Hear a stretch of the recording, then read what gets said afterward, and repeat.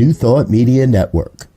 We are a global broadcast network of positive music, media, and entertainment, inspiring humanity's evolution along the journey of enlightenment and creating a world of love, peace, empowerment, and prosperity for all.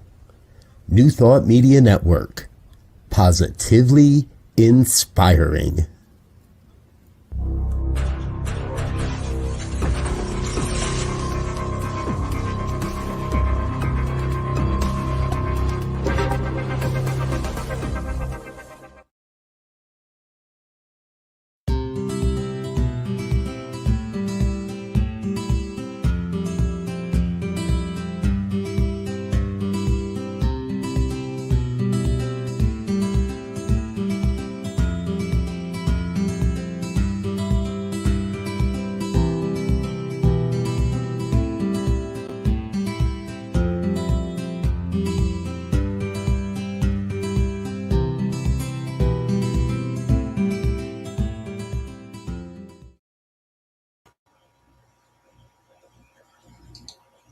Hello, this is Gina, and I am here for The Joy is in the Journey.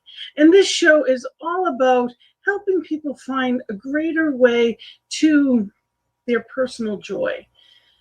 Who doesn't want to have a happier life? It's like a soundbite. Of course, everybody wants to be happy. And it's nice to say, well, find more things that cause you joy, but it's not always easy to find our way there. So today, I am very excited to have a wonderful guest that I consider a friend, and I also think is just one of the most amazing people on the planet, let alone brilliant. So I am so happy to have with me today someone whose best-selling book is Move Into Your Magnificence. And he truly does that and helps everyone along the way.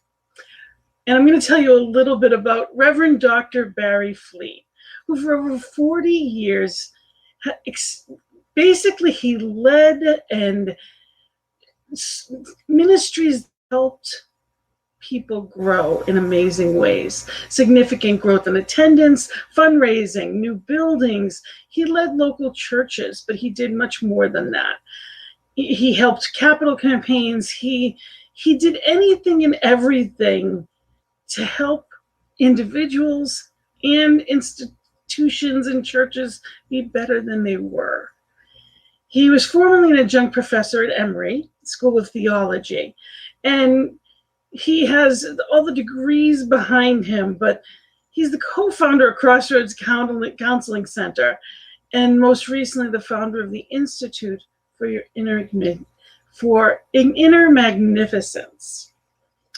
And he spent over the past 30 years on faculty at Bryan and Johnson and Wales University in both psychology and sociology departments. He is also associated with the Holmes Institute for Consciousness Studies. So for those of you that aren't sure what that means, for CSL, he is not just a licensed practitioner, but he's also within CSL. He's an instructor at our school for our ministers. And not just an instructor, but he was a keynote speaker 2 weekends ago, and it was fabulous. So I know I'm saying a lot about him, and he was just an amazing man, and I'm so happy to have him. Reverend Dr. Bary Fleet, welcome, welcome. Gina, thank you so much. It's a joy to be here, and I love your program. And as you know, the subtitle of my book is 101 Invitations to a Life of Passion and Joy. So what I bring is sort of a how-to, some things to do to step into your joy. So thank you so much for having me. It's an honor to be with you. And I always gush over you because your magnificence shines, and you do it in such a humble and quiet way. You shine, you radiate. Your life and your passion for it is exemplary, and I love that. I am someone that I am very open and upfront. I wear my heart on my sleeve, and I love when I meet people that are exactly what they seem to be, only deeper and more of that. And in New Thought, we have this passion for truth. And I know that you have found that same passion for truth, and you're shining your magnificence in incredible ways. I also love that you've done all kinds of different things. And I have all kinds of questions, and the hour always flies by. But I want you to tell us, the first thing I want to talk about is, of course, I'm going to bring it up here, is your book, your best-selling book, which is Move Into Your Magnificence. And this actually is 101 stories, right? Invitations, but there are 101 different stories, correct? There are 101 different stories, and each story ends with a call to action.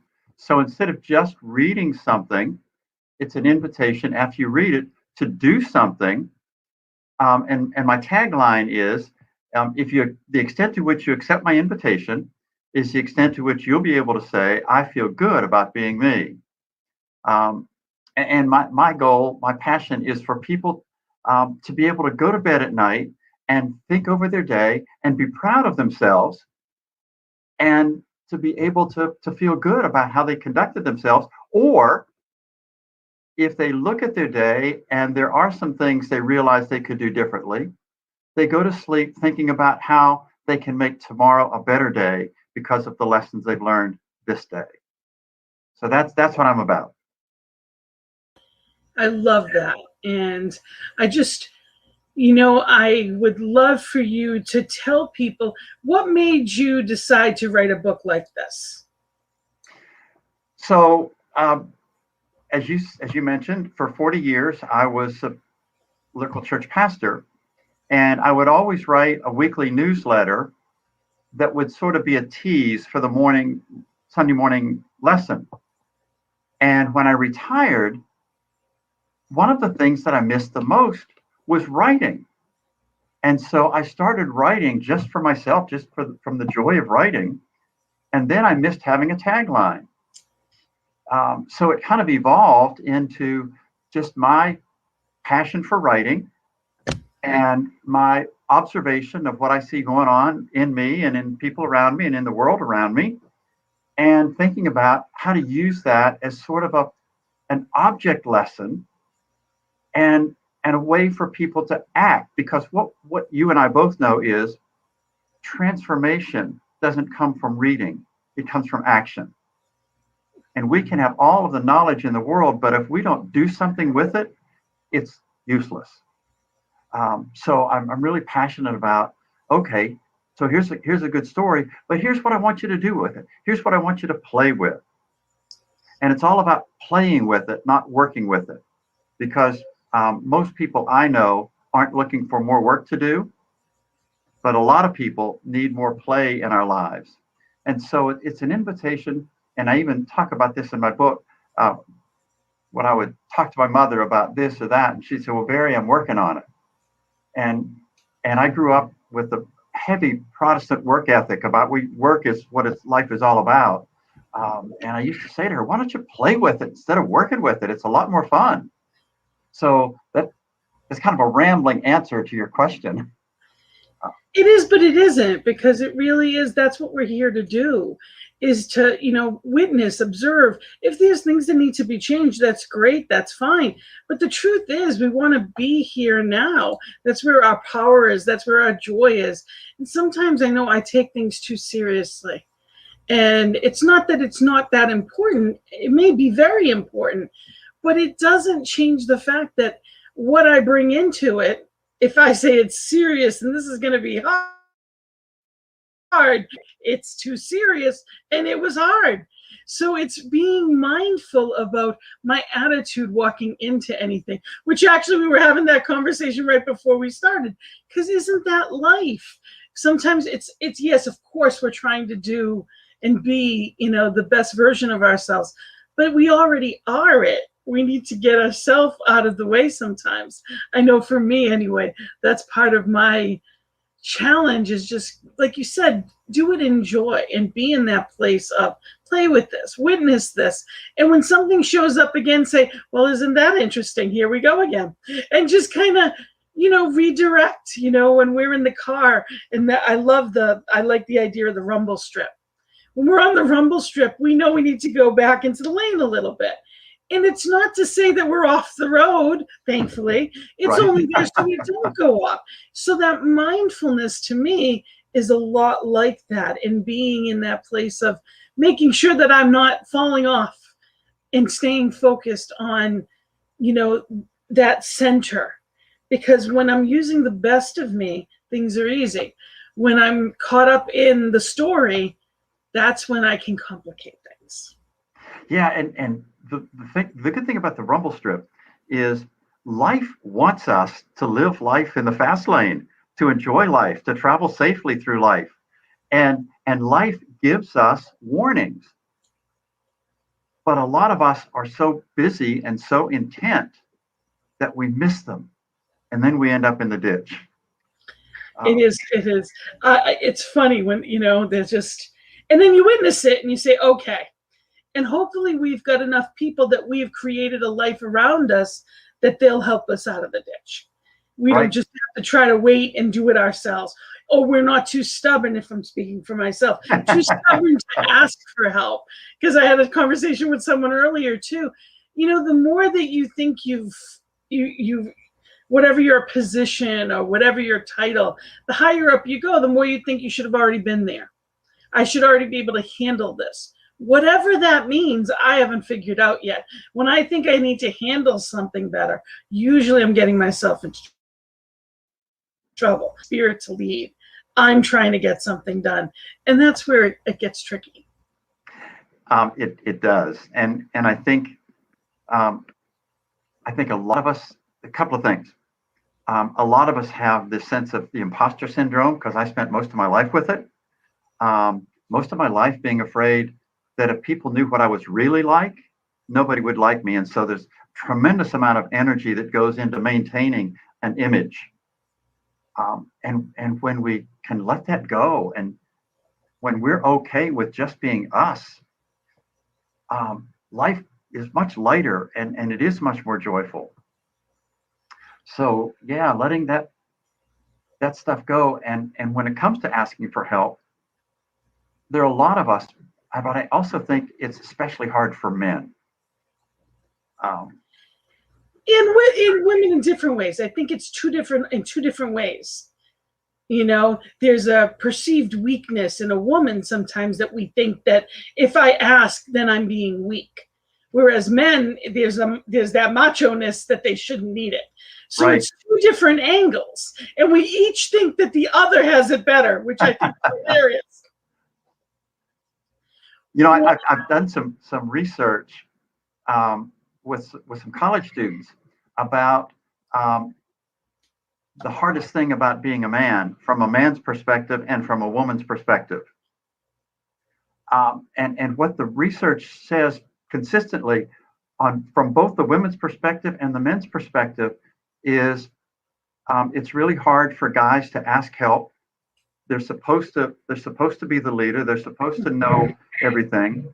And the other thing is dealing with feelings. And that's, again, kind of playing off of what you said but I think that women, it's much more socially acceptable for women to have feelings. I think that the backside of that is women's feelings get blamed on PMS or whatever else. And it kind of cuts the legitimacy of their feelings. And men kind of aren't allowed to have feelings. I'll often ask them completely. Oftentimes they just cut them off completely. Yeah, and I was talking with some students at the end of the semester, and I asked the women how they would feel. I said, I'll talk about you want men to be more sensitive. How do you feel about going out with somebody that cries at movies? And the joking but serious response was, as long as he doesn't cry more than I do. Well, I'm not. I'd be safe with that because I cry over Hallmark commercials. It doesn't even have to be a Hallmark commercial. I see, those reunion commercials that they're playing all the time now. 10 seconds in, I'm crying. So Yeah. songs, everything. So I wouldn't have to worry. But I understand what you're saying. But if a guy were to do that, it's very off-putting in general, because the part of being a real man is dealing with your feelings, and you deal with them inwardly. You don't express them. Back in the 70s and 80s, when the women's liberation movement sort of was at its peak, some of my women friends and colleagues talked about men basically have two feelings: anger and ejaculation. That's the spectrum. But what I've noticed over the last 30 years, when I ask students to make a list of feelings, invariably women could make much longer lists in the same amount of time than men could. Yes. What I'm noticing is, over the last 3 decades, men's list of feeling words, their access to the vocabulary has increased. Thank God. Whether they express it or not, but at least they know more words. They can come up with more words to talk about their feelings. So it's moving in the right direction. Definitely. Now I have a question. Well, I just wanted to mention when you were saying, the imposter syndrome and worrying about what everybody thinks of me. Now we all have that, and it's everyone has that bit of, what if I'm not good enough? The what ifs kind of thing too. One of the things that I heard at this point over 20 years ago and has been a mantra to me, and I do say it almost every day in different ways: what other people think of me is none of my business. Yeah. If I am aligned, and I don't mean it in a glib way, if I'm aligned with spirit, and I also heard say what you mean what you say, but don't say it mean. So as long as I am appropriate and I am being in alignment with my highest self, it's not about what another person is thinking. Should I hurt someone? That's a completely different story. It does not give me license for that. But at the same time, it keeps me on my side of the street because I'm not a mind reader and I don't know what people's looks are. And I don't know that, I do know that I don't take up as much time in other people's minds as I would have allotted myself if I didn't know that much. Yeah, I think Wayne Dyer gets credit for initiating that. And I actually have a story in my book about that, because I think Wayne Dyer got it a little bit wrong. I think it's really arrogant when we don't pay attention to other people's feelings or what somebody thinks of me, because sometimes what other people can do for me is shine a light on my blind spot. And so I think it's important to pay attention, but the key is to not allow ourselves to be controlled by what other people think of us. To take that in as information, to see if it fits. It may or may not, but at least to be open to, are they seeing something in me that I need to take a look at? I don't mean it when someone says something to you. I'm talking about what people are thinking. Like, oh, if I do this, they're going to think that. If I do this, people will say or think that. Of course, if somebody comes to you, without a doubt in my mind, I need to look at that and say, is this something I need to look at? This came up for a reason. Now, there's no question about that, but I'm just talking about the mental stuff. The game that we play, that when the mind reader can, oh, I know, I can tell from that look that they don't like me, or they're going to think that. If I do this, they'll say that, they'll do this. That whole game that, well, I need to have this conversation, and if I say this, they're going to say that. How much wasted time happens in the game of what other people will think? I am not in other people's minds, and I don't need to. I know there's one mind, but I don't need to worry about their corner of the world unless it is a discussion.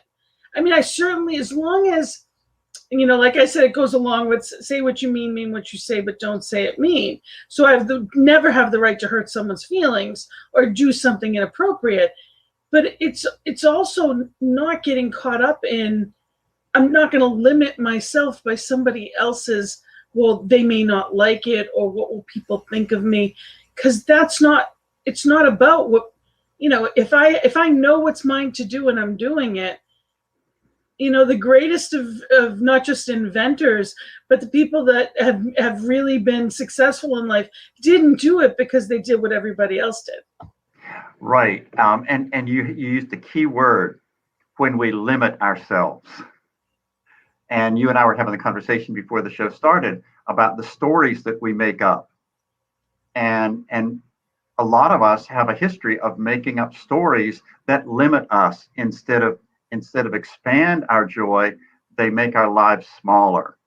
And it's all about creating new stories that allow us to expand, to play with things, to be in joy, and as you said, to not take ourselves so seriously. There are certainly issues that need to be taken seriously, but I don't need to take myself seriously. Not overly, anyway. It's not in a way of, it's not to say that it's not. I need to care for myself and honor myself, and everyone, I believe, does. But it's a fine line. So, but I don't want to get away from, because I have a bunch of questions and time flies. So the other question I wanted to ask you around the book, your best-selling book, I just want to add, and for those that are just joining us, I just wanted to say again, this is Reverend Dr. Bary Fleet, and he is the author of Move into Your Magnificence. And I love the fact that you spent time with Jack Canfield with this one. And he did your foreword, correct? Correct. He has an endorsement on the back. What was that like? What was it like to spend time with him? It was absolutely amazing. I have been so blessed on this journey. I've been places I never dreamed I would go, but I had the opportunity of spending a couple of days at his home with a number of other authors, and we sat on the hot seat with him and got his feedback on what we were working on and thinking about and playing with, and then had a time to go into his studio and have an interview with him. And one of his teachings, by the way, I'm also certified by Jack to be a Success Principles coach under his program. And one of the things that he teaches is to never be afraid to ask for what you want. So after the interview with him, I said, Jack, what would it take for you to write an endorsement for my book? And he thought for a minute and he said, yeah, I'll do that. And so the endorsement actually comes from some things that he had to say in the interview that he did with me that I believe is up on my website. You can take a look at that if I'm not mistaken. And I'm going to be putting up, I'll put this up again afterwards, but this has a bunch of information, so I'll be letting people know that this will be coming again, how to get a hold of you. And just towards the end of the hour, I'll put that up again so people can take a look, and has all the information on it. So that way they can reach out to you for whatever it may be. So I just wanted to, it's exciting. And you met up with him a couple of times too, right? I've met up with him a number of times, and it's just been an amazing experience. He is very charismatic, and for those of us from Rhode Island, I had lunch with him one day and found out that when he was doing his graduate work, he did some work with the school system in North Kingston, Rhode Island. Wonderful. Back when he was a graduate student pursuing his doctorate, but he's Jack, what you see is what you get. And I love that. That's how he is. That's wonderful. And for those of you that don't know who Jack Canfield, you're familiar with him with Chicken Soup for the Soul. So that was one of his big endeavors. So which is impressive, because there's millions of they have, I want to say, 100 titles at this point, and just amazing. And I love them because they're heartwarming, and your stories that are in your book are heartwarming. And it gives that little boost of not just joy, but also, it opens up that space, that heart space, that magnificence, as you say, but it's that I can do this and I need to open up to, I choose to, I can. It gives that license to it. And on that note, my favorite story that you tell, or one of my favorite stories that you tell that I really appreciate, and I was so glad to hear you share with the ministerial students at the Holmes Institute at the conference. How was it to be the keynote there? Did you have fun with it? I did have fun with it. It was an honor to be asked, and then when I got a copy of the program, and I showed it to my wife, she said, "Wow, look at you." And there was a moment there of kind of intimidation and that imposter syndrome, that kind of flashback that says, "Who am I to be in this place with these people doing this?" But it was fun. It was great fun. And everyone, it was very well received, not just that with comments of people said that day, but afterwards as well. So just know that it was amazing. So anybody looking to book someone, this is absolutely the person that I would call to motivate my group. And my favorite story, as I was saying, was you talk about moving from the athlete that nobody wants to the one that everyone wants to be. Can you please share that story? Because that is so powerful. Yeah. So when I've always been small, well, short of stature. There was a time when I was pretty big, but I was still short. But I loved sports, but I was no good at it. I was the kid at recess when they would choose up teams. Not only would I be the last one chosen, but they would fight over who had to take me. I remember in Little League getting my uniform. I thought I was drafted into Little League. What I learned later on was I didn't make Little League. I was assigned to the minor league of Little League. It's for the people that weren't good enough to be in Little League. But I loved it. And when I got my uniform, I actually slept in it that night. And I was so proud because I got number 7, and that was Mickey Mantle's number. And I wanted to be like Mickey Mantle and hit home runs and play baseball the way he did, but I couldn't. I didn't.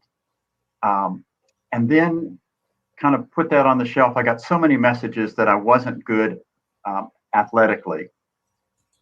And then in my late 60s, kind of randomly scrolling through Facebook, not one of my better habits, but I came across an ad for a sprint triathlon. And I didn't realize there was such a thing. All I knew about was the Hawaii Ironman thing. So I started looking at this, and I realized that there's the Hawaii Ironman, but there's the Olympic triathlon, and then there's the sprint. And I looked at it, and it's swimming up half a mile in open water swimming. It's a 12-mile bike ride. It's a 5K trail run. And I thought, I know how to swim, and I've got a bike, and I got shoes. I can do this. And the interesting thing was when I went to the swim clinic, I had my first ever full-fledged panic attack, and it gave me a great appreciation for people that have panic attacks. The irony was the tide was out, and I could have stood up and been okay. The other irony is I was mandated by the U.S. Triathlon Association, as are all certified triathletes, to wear a wetsuit because of the temperature of the water. And when you're wearing a triathlon wetsuit, it's like a giant floaty, and you really can't sink. But what I realized I was in over my head psychologically. Like, who am I to think that I could be doing anything like this? And I was blessed enough to have a coach who believed in me. And she saw me having this panic attack, and I was relieved when I saw her approaching me. And I was expecting her to be nice and comforting and reassuring and all of that. And she got in my face and she yelled at me. And she said, "Fleet, you're a triathlete. Now swim, damn it." And it's like I got a slap in the face, and I started to swim. And I realized it was a new identity for me, because up to this point in my life, I didn't even know a triathlete. and here I am, somebody saw me as being one. And so that it sort of gave me a new identity that was far and above anything I ever imagined for myself. And as I tell in my TED Talk, that I did finish the triathlon. I finished first in my age group, and the next year, because of my age and finishing first in my age group, then I was invited by the U.S. Triathlon Association to try out to compete to represent the United States in the World Championships that in Rotterdam that year. And just to think about, so here's this kid that nobody wanted on their team, now being invited by the U.S. Triathlon Association to try out to represent the United States. And I continue to enjoy physical challenges. Some of you may or may not know about Spartan events, but I celebrated my 70th birthday by completing a Spartan trifecta at Fenway Park. And for those of you that don't know what that means, basically it's running a bleacher 5K on the bleachers at Fenway Park, doing ridiculous obstacles along the way. And I just today actually set a goal for myself. So I'm going public to celebrate my 75th birthday this November, the week of my birthday, by running my first ever marathon. So that's my story and how I made that transition from being the person nobody wanted on their team to what I've now realized is, without intending to, I've inspired lots of people to realize they have a lot more potential than they imagined themselves to. Absolutely. And you're just amazing. I can't even fathom. I was that person that nobody wanted on their team, so I understand that completely. And I still probably would be that in any kind of athletics at the moment. Someday, maybe not so much, but for this day, I have tremendous respect for all that you've done, because you, like I said, you put yourself behind what you tell yourself you're going to do. And I can't even fathom, going to do a marathon for that's your new goal. That's fabulous, just fabulous. But it's exciting. And that I always say may the best of your life be the rest of your life. I hear people that speak as if while they're getting older that, oh, well, it's too late now. As a life coach, I know every day is what you make of it. Louise Hay, up until her, she was, I forget how old she was when she, like 84, but she was still learning new things. She learned how to ballroom dance and took art classes well into her 80s. She learned all kinds of new things. That's what life is all about. It's enjoying every day of it.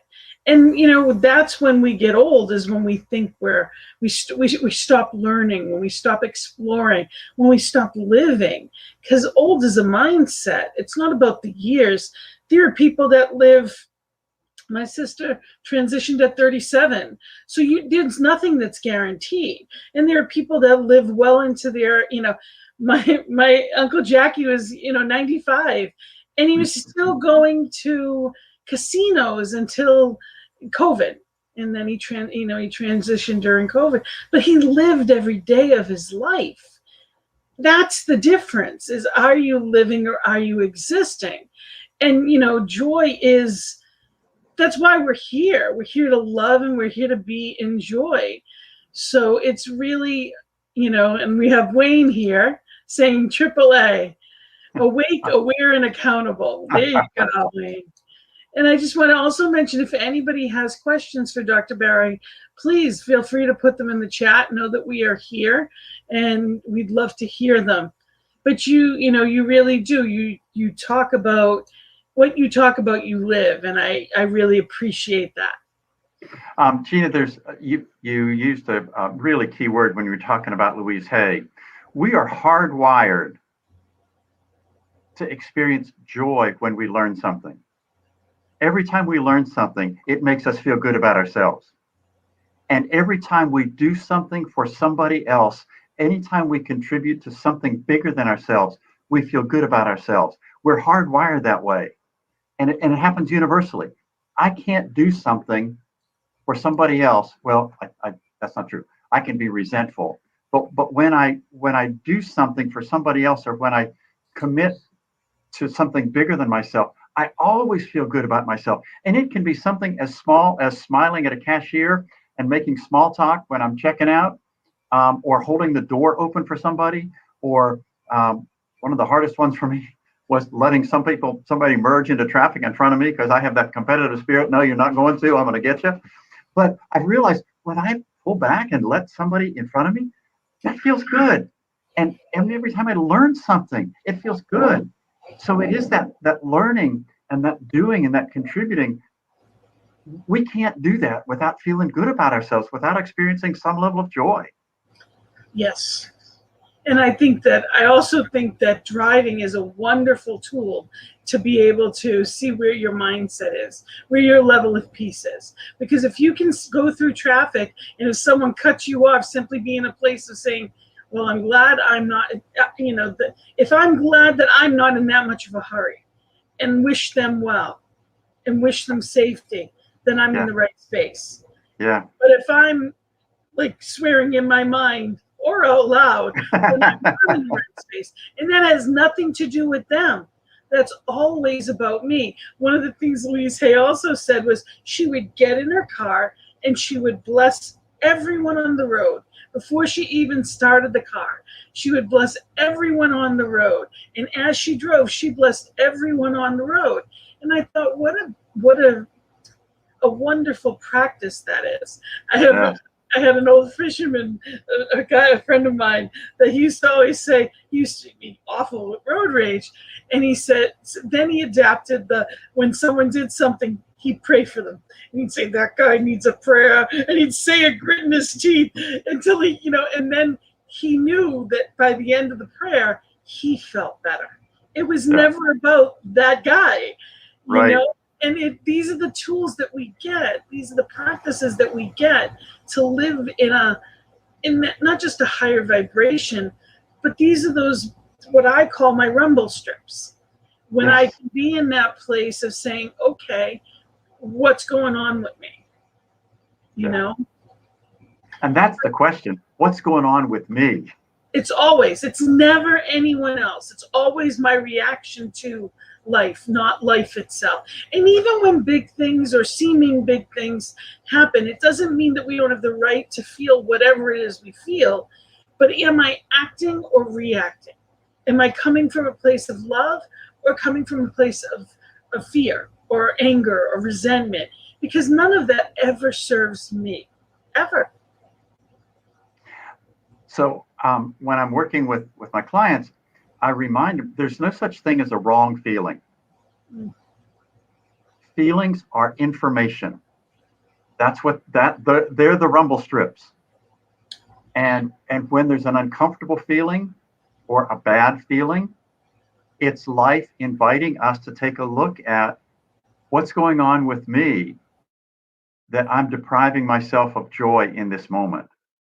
And when I am in the midst of joy, I know there were a lot of people last night that were trying to look at the full moon.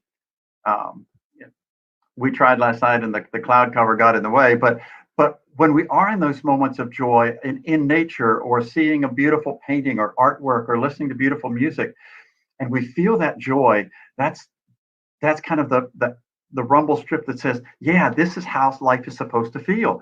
Keep doing this, and keep having that experience. This is what you're supposed. This is how life wants you to be.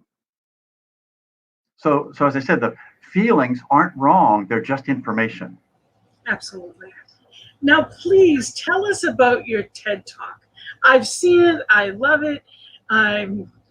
I would love for you to tell people about your talk and what I know also for people to just make sure that they know they can go onto your website, which I'm going to give later, and that will give them that, they'll be able to, get your information how to get there right from your website. But tell us about your TED Talk. So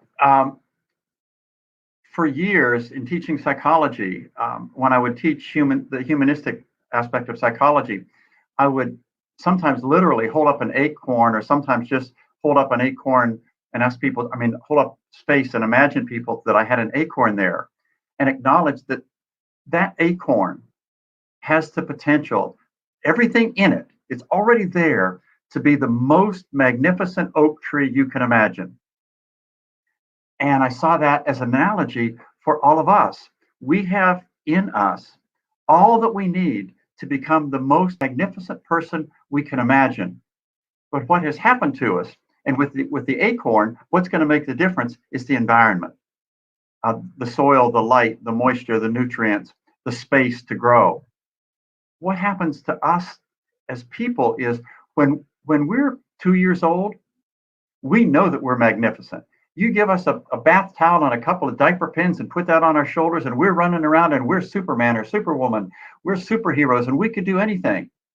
But there was a study at the University of Iowa that showed that the average 2-year-old gets told the word no over 400 times a day. Well, when you think about what the average 2-year-old is doing, they're just being the average 2-year-old, exploring life, having fun, experimenting, being curious. And when I get told no 400 times a day, every day, then it ends up that I think there's something wrong with me. And so I start putting layer after layer of covering over myself to be what I think the world wants me to be instead of what I thought I was. So the funny thing is, when I saw the advertisement that Bryant was looking for speakers for a TED Talk, I went through the application process, and it's a very stringent vetting process that they go through before people are chosen and given the opportunity to present. And one of the pieces of advice I got was watch lots of TED Talks, watch lots of TED Talks. And one night, it was probably 1 o'clock in the morning, and I was going through TED Talk after TED Talk, and I see some guy in Florida holding up an acorn to start his TED Talk. And I thought, no, he took it. He took it. And he did something very different with it. But I didn't want to leave myself, here's, thinking about what other people are going to think. I didn't want other people to think I had stolen his idea. And I went upstairs and I said to my wife, I said, I don't know what I'm going to do. The whole thing was predicated on an acorn. And she said, Bary, look in your nightstand. You've got a geode. That's your object. Everybody in us has a unique beauty, a unique magnificence. On the outside, we look like a rock. We look ordinary. And a lot of people look at us and see our ordinariness, and we look at us and we see our ordinariness. But somebody, a geologist, can look and say, no, there's something magnificent in here. Let's crack it open and see. So that was sort of the evolution of the analogy about we are like geodes. We're full of magnificent beauty. We just don't know it. And it takes somebody that knows more about us than we sometimes know about ourselves to crack us open, to connect us with what's already there, to reconnect us with that joy for life that we had when we were 2. And to know it's okay to be playful and to be experimental and to just be free. So that's kind of where it all went. And what my invitation at the end of the TED Talk, if you watch it, is I ask people in the audience to turn and look at each other. Turn to the right and look at the eyes of the person on your right, and see their magnificence.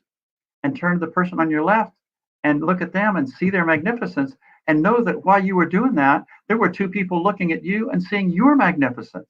And so my invitation is for those of us that are in touch with our magnificence to make it our mission, our passion, to look at people around us and to see not their ordinariness, but their magnificence. So that's the invitation that I would leave for everybody. Absolutely. Absolutely. And Neil had just commented on, he just wanted to comment, great point on how is this informing me and working for me on the point that you had made as far as the information when we're just witnessing it. And he also said, in every seed is the promise of a great forest. Yes. Yes. And each individual is that promise. And it's whether or not, I always look at it as I use the analogy a lot of a baby. and I say, when you held, whether it's your child or whether it's sometimes we have younger siblings or a niece or a nephew, and you hold this infant that is absolutely precious, and you're holding them and you're looking at them and you're seeing the full potential of divine in their eyes. They can be a doctor, or they could be a minister, or they could be anything they wanted, from a movie star to a ball player. They could be a ballerina. They could be anything at all in life. The world is at those little bitty fingertips, and just pure love and knowing that you would do anything for this child, and knowing that people did that of you, that you were held and loved and honored that much, and that it is up to us to honor ourselves in that way, that nothing went away, that child has no less or more potential than each individual. So when we look in the mirrors, we need to know that is that same potential that is in that infinite little baby. People knew it of us, and I know it of each one. And that's where, I love our practices. I love the tools of New Thought, Science of Mind in general. But it's so important that we really, that we hold to that too. We really are aware of our own magnificence. And like you said, the geos, it's inside. Our magnificence is on the inside. If our society spent a fraction of the time on kindness as it does on beauty tips, we'd have a beautiful society. So it's being mindful of that. If we spent a fraction of the time honoring, people in our lives, as opposed to, griping about whoever, it'd be a very different world. There was a question here. That was one of the ones that he had said. Here it is. Wayne wanted to know, what amps up your faith in oneness?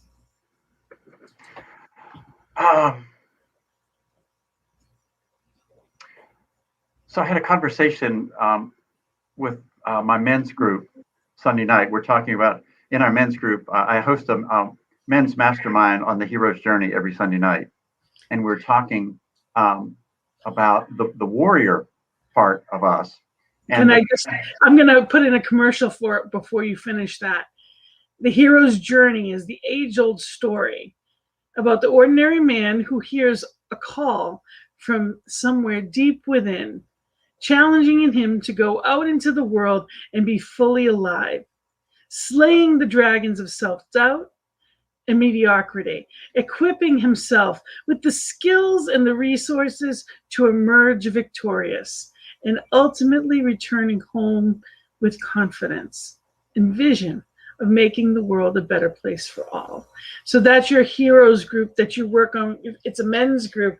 And I love that because there's not enough out there. Like you were talking about, it's about coming together and knowing that there is some place for men that can go and really be their magnificence. So I just wanted to put that out there because I think it's that important.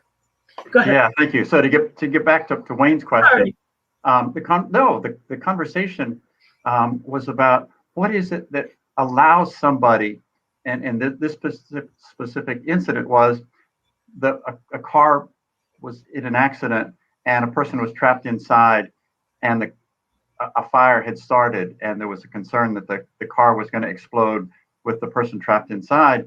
And this one individual started yelling at other people about what they need to be doing to help, while he ran to the burning car and put his life at risk to get the person out. And I said, that's the perfect example when at some level we are all one, because that's me rescuing me in the burning car. That's me asking for help. That's me mustering resources. And anytime we choose to put ourselves in danger, the reason we do that is because we're aware of our oneness. We do that because of our connectedness. And so it's stories like that amp me up and realize And so I take a story like that, I become inspired by that story, and it's just another reminder that in the ordinary times, we're still all one. And one of the spiritual practices, when you're talking about driving, and that has I've come a long way in that. But I used to get really irritated when somebody would cut me off, and I would make nasty gestures and say nasty things, and my wife would very kindly tap my arm and say, "Child of God, child of God." And I would say, "Yes, child of God masquerading as a real jerk." But to the spiritual practice of looking at behavior like that and saying, "There I go again, being a jerk. There I go again, being mean and angry," and watching other people's behavior and the behavior that we would normally judge negatively, and to realize I do that too. So important. And when I have that, I really believe that life mirrors us. And when, going back to feelings, when there's something about somebody that we don't like, that irritates us, it's really the universe saying, "Bary, you're looking at a part of you that you don't like. What is it you're seeing that you don't like?" Or when I find myself being really attracted to somebody, it's, "Bary, you have that in you too. What would it take for you to really like that part of you? What would it take for you to know and embrace that part of you that you're so attracted to outwardly?" So that's a spiritual practice that helps me realize our oneness. Wayne, I hope that helps. And I want to, because time is flying by, I just wanted to make sure people know that Reverend Dr. Bary is available for assistance on your personal journey as well, not just in consulting and coaching, but he's facilitating the weekly men's mastermind group based on the hero's journey, and also he's an inspirational speaker and trainer and coach. And he's helped so many people, individuals and families, move into their respective inner magnificence. And his website is Dr. Bary, and it's Bary with one R, everyone. drbaryfleet.com. His email is Bary, again, one R, at drbaryfleet.com. And his phone number is there as well. So it's just really, if this is the way to get a hold of him, again, his website is drbaryfleet.com. So just really know that, this is definitely someone that can help on many different levels. And I wanted to make sure I put that out there. But also I wanted to mention that you have something exciting coming out. I am very much looking forward to this. This is an online program. Tell us about this. So this is an online program. It'll be a video program that you can purchase and go through at your leisure. It's designed so that you can either start at the beginning and go through to the end, or you can jump in the middle, anything that looks especially interesting to you. But there's 7 sections: moving into your day, moving into your thoughts, your actions, your regrets, your environment, your goodness, and your truth. And in each of those 7 segments, there are 4 different videos, 4 different stories, 4 different invitations for ways to help you move into your magnificence in those different facets of life. And there's also a special bonus module, I call it For Men, or the Man in Your Life. And the 3 videos that will be a part of that are, for men, have a hero, be a hero, and remember it's okay to cry. So I'm recording that. I've got an appointment to be in the studio the end of June, and hope that by the end of the summer, that program will be out, that you can purchase, and you can work through it and play with it at your leisure. And it comes not only with what's that turn out to be, 31 videos, but I've created a playbook to go with it. Not a workbook, but a playbook. So that there are invitations for action that you can play with and journal about as you as you move into your magnificence. And one of the things that I read the other day that I really like the image is it's not about the big things that we do, but it's the accumulation of the small things that we do. And somebody invited me to think about, imagine a painting. A painting doesn't just appear. There are thousands of brushstrokes that go into the painting. And it isn't the big, I mean, yes, there are big things that we can do, but it's the accumulation of all of those little things that makes our painting, the picture of us, so magnificent and so beautiful. So yeah, I'm really excited about putting this into people's hands. And it, as it said, it roughly parallels certainly the themes of the book. Wonderful. Wonderful. So I also wanted to just say thank you. Neil said that the world needs our teachings, and thanks to both of us for bringing it to the people. So thank you. It's a privilege to be here. And Neil, thank you for being here. Yes. And I love having, I really do. I love having you on here as a guest. Thank you so much for being here. This hour has flown by as I knew that it would. Is there anything else that you'd like to say and just share with people? No, I want to talk just a minute about the men's mastermind group on Sunday nights. Mm-hmm.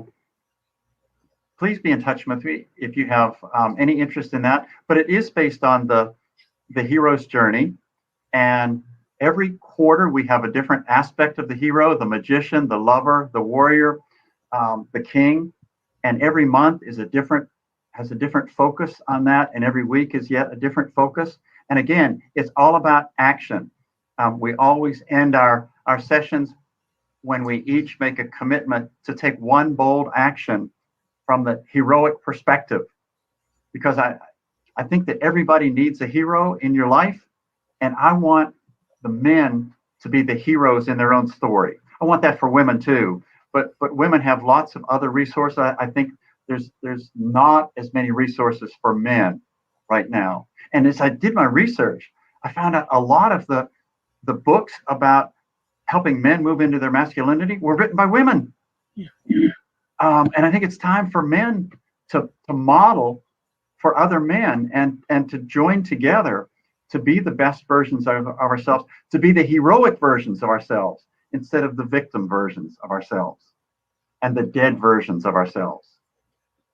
So if you have any interest, please get in touch with me. I'll be glad to talk to you about what's involved and how that works.